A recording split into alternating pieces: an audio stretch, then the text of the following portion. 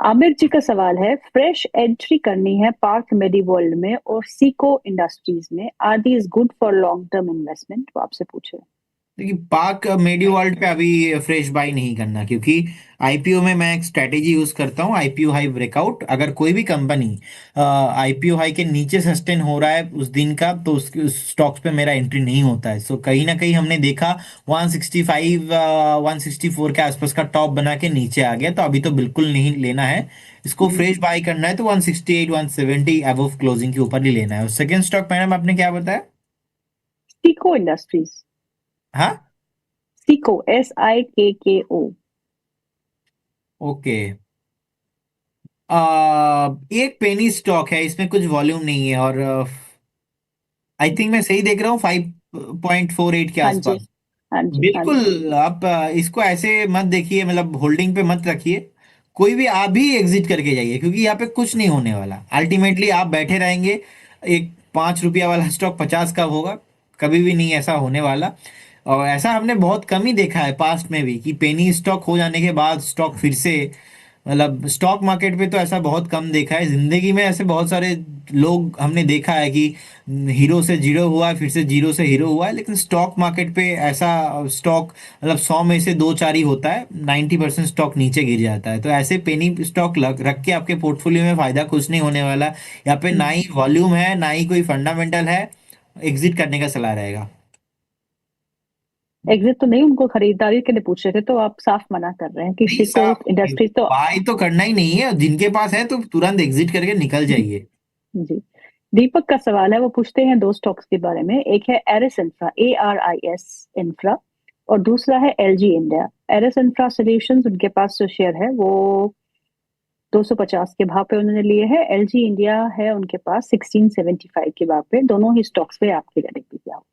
देखिए, एलजी पे भी मेरा व्यू अभी नेगेटिव है, क्योंकि एलजी अपने आईपीओ दिन का जो हाई है उसके ऊपर सस्टेन नहीं कर रहा है।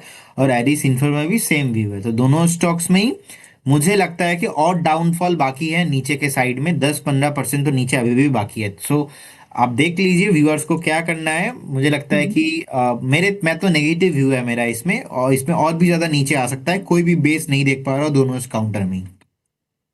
ओके। अनुज सिंह पूछते हैं, गुड आफ्टरनून सर, मेरे पास नालको के, नेशनल एल्युमिनियम के 133 के रेट पे 500 शेयर है, 100% प्रॉफिट में हूँ। अब मुझे बुक कर लेना चाहिए या फिर आप अभी भी होल्ड की सलाह देंगे? नहीं, मुझे लगता है कि जिस तरीके का कमोडिटी का रैली चल रहा है, हो सकता हम्म। है कि एक डीप आपको मिले। और हम्म। आपने 100% प्रॉफिट ऑलरेडी कर लिया है। सो मुझे हम्म। लगता है कि आपके लिए ट्रेलिंग स्टॉप लॉस मेंटेन करना बहुत इंपॉर्टेंट है। और आपके लिए मैं एक वीकली बेसिस सपोर्ट पे एक ट्रेलिंग स्टॉप लॉस देना पसंद करूंगा, जो रहेगा 263 के आसपास। तो अभी हम्म। 306-7 के आसपास का प्राइस चल रहा है। आप देखेंगे यही रैली कंटिन्यू होते हुए 330 335 तक आपको जाएगा।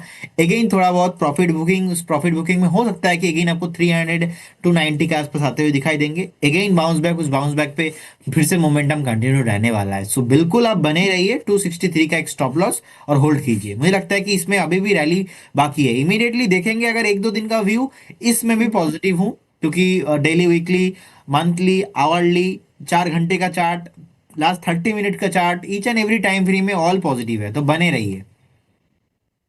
ओके, अगला सवाल ले लेते हैं। अगला सवाल जो है वो है आरती जैन जी का। वो पूछती हैं, उनके पास 813 शेयर है BHEL के एट द रेट ऑफ 282, और उनके पास IRFC है 132 प्राइस पे। शेल आई होल्ड और exit? What can be the target for 1 month? एक महीने का टारगेट बता दीजिए BHEL पे और IRFC। देखिए, बीएचएल मुझे लगता है कि 294 तक तो इमीडिएटली थोड़ा बहुत जा सकता है। 294 क्रॉस होने के बाद आपको 322 तक मोमेंटम आते हुए दिखाई देंगे। लेकिन आपको एक strictly stop loss short time के हिसाब से 265 के आसपास मेंटेन करना है। अगर इसके नीचे फिसलता है तो आपको एग्जिट होना है। लेकिन अगर एज ए इन्वेस्टमेंट आप देख रहे हो 2 3 क्वार्टर के लिए, तो फिर कुछ प्रॉब्लम ही नहीं है, बने रहिए स्टॉक के साथ। आईआरएफसी में अभी ऑलमोस्ट डे हाई के आसपास ही ट्रेड हो रहा है, 0.9% के आसपास का आज का मोमेंटम इंटायर रेलवे सेगमेंट पे हमने देखा है। हायर हाई मेंटेन हो सकता है, बने रहिए। 149.50 इजीली पॉसिबल होगा, क्योंकि जितना नीचे आया है, अगर ऊपर सस्टेन हो जाता है, 130 को होल्ड कर पाता है, उतना ही तेजी के साथ ये भागेगा भी। तो व्यू वही है।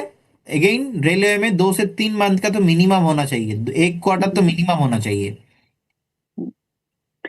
विनीता गुप्ता जी का सवाल है, वो पूछती है एरेकॉन के बारे में। 235 का बाय प्राइस है उनका। इंजीनियर्स इंडिया लिमिटेड 242 का बाय प्राइस है, और JWL जुपिटर वैगन 370 का बाय प्राइस है।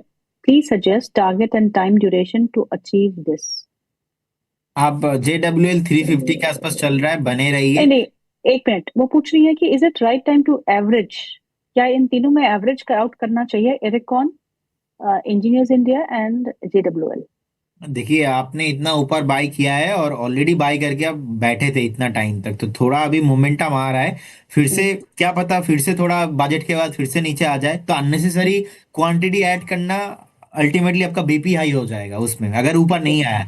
एवरेज हम करते, प्राइस थोड़ा अच्छा कॉस्टिंग मिल जाता है, लेकिन बाई चांस एवरेज करने के बाद अगर नहीं चलता है तो उसमें थोड़ा आपको तकलीफ होता जाता है। तो मेरे हिसाब से आपने बाइंग किया था, वेट कर रहे हो आप, तो बिल्कुल आप वेट कीजिए। आपका बाइंग लेवल आपको आते हुए दिखाई देंगे। इरकॉन का भी चार्ट अगर हम देखेंगे, 182 के आसपास का भी प्राइस चल रहा है। इजीली आपको 215-20 तक आपको आते हुए दिखाई देंगे, लेकिन होल्ड कीजिए, बने रहिए। एवरेज करके अननेसेसरी क्वांटिटी को बढ़ाना मेरे हिसाब से सही नहीं है अभी इस बाजार में। ओके, अगला सवाल जो है वो है सद्दाम हुसैन जी का। वो पूछते हैं टाटा टेक्नोलॉजीज के बारे में। 707 के भाव पे टाटा टेक्नोलॉजीज है उनके पास। इटर्नल 249 पे है। और ATGL अदानी टोटल गैस उनका पास 609 के भाव पे है। तीन पे क्या करना रहेगा, ऐड कर सकते हैं क्या फॉर लॉन्ग टर्म व्यू? देखिए, इटर्नल मुझे लगता है कि 265 के आसपास आप ऐड कर सकते हो, अभी नहीं। 265 से 275 के आसपास ऑलमोस्ट बाइंग जोन के आसपास आ चुका है। लॉन्ग टर्म में मैं पॉजिटिव देख रहा हूँ। टाटा टेक्नोलॉजी को अभी थोड़ा अवॉइड कीजिए, ऐड मत कीजिए, क्योंकि बहुत टाइम से स्टॉक जो है कंसोलिडेशन रेंज के अंदर फंसा हुआ है, 625 से 715 के आसपास। और सेकंड आपने बताया एटीजेल, एटीजेल भी अभी अवॉइड कीजिए। 575 के आसपास का प्राइस चल रहा है, अभी वेट कीजिए। 650 के ऊपर इसमें रैली पॉसिबल होगा, लेकिन अभी कुछ नहीं करना चाहिए। ओके। समृद्धि जी का सवाल है। वो पूछती है रोजरी बायोटेक के बारे में। रोजरी बायोटेक फॉर 1 ईयर, 1 साल के लिए क्या व्यू है आपका उसमें? ओके। देखिए, मुझे लगता है कि अभी 576 के आसपास का प्राइस चल रहा है। 1 साल का व्यू इसमें अभी मेरा पॉजिटिव उतना है नहीं, चार्ट में वीकनेस है। स्टॉप हम्म। लॉस 525 के आसपास मेंटेन कीजिए स्ट्रिक्टली। 525 530 एक जोन है, अगर वहां पे बाई चांस हिट होता है, एग्जिट करके आपको जाना है। फिलहाल अभी तो होल्ड करने का सलाह रहेगा, इसमें मोमेंटम पॉसिबल होगा 640 के ऊपर। ओके। राजू कुमार प्रसाद जी का सवाल है। वो पूछते हैं सम्मान कैपिटल के बारे में। बाय प्राइस 145, स्टॉप लॉस कहाँ रखूं? सम्मान कैपिटल, जी। आप बने रहिए स्टॉक के साथ। 125 के आसपास का एक स्टॉप लॉस मेंटेन कीजिए। और स्टॉक 170 के ऊपर मोमेंटम अगर इस बार आता है तो अगेन आपको 235-40 तक आते हुए दिखाई देंगे, लेकिन अभी तो फिलहाल स्टॉप लॉस के साथ बने रहिए। अभी नहीं चलेगा, it will take 1 to 2 months, इसमें रैली नहीं आएगा, क्योंकि शॉर्ट टर्म में रैली हो चुका है। शॉर्ट टर्म का रैली, उसके बाद का कंसोलिडेशन अभी बाकी है, तो वो अभी हो रहा है। ओके। अगला सवाल जो है रतन कंवर जी का है। वो पूछते हैं मेरे पास GPIL के शेयर है, प्राइस 251 के रेट पर। मैंने 1 महीने पहले ही खरीदे हैं। प्लीज सजेस्ट टारगेट क्या हो सकता है GPIL? देखिए, जीपीआईएल बेसिकली अब गोदावरी पावर एंड इस्पात लिमिटेड है। अभी 253 254 के आसपास का प्राइस चल रहा है। शॉर्ट टर्म में थोड़ा हम्म। बहुत नीचे भी आया था। एक पोटेंशियल अपसाइड काउंटर हो सकता है, क्योंकि रिसेंटली हमने देखा बहुत सारे स्मॉल कैप मिड कैप में प्रेशर आया। इनफैक्ट जी। चार्ट में ब्रेकडाउन होने के बाद बहुत नीचे आ गया, लेकिन गोदावरी पावर ने उतना नीचे नहीं आया। 230 235 के आसपास बहुत ही बढ़िया सपोर्ट लिया है। इनफैक्ट उनको 225 के आसपास एक स्टॉप लॉस मेंटेन करना चाहिए। बने रहिए, जो रिकवरी हो रहा है रिकवरी कंटिन्यू होगा। इस बार 280 क्रॉस करने के बाद आपको सीधा सीधा 340 तक आपको आते हुए दिखाई देंगे, तो बने रहिए स्टॉक के साथ। जी, अगला सवाल नाम नहीं लिखा, डिक्सन टेक्नोलॉजीज के बारे में है। Dixon technologies buying level for long term क्या हो सकता है?